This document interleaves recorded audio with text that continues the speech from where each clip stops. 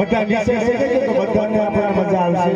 કારણ કે રાત છે મોટી અને આખો દિવસ જો ઊભા રહે ને પગમાં ખાલી થઈ જાય એટલે એ નો કરશો અને ભુવા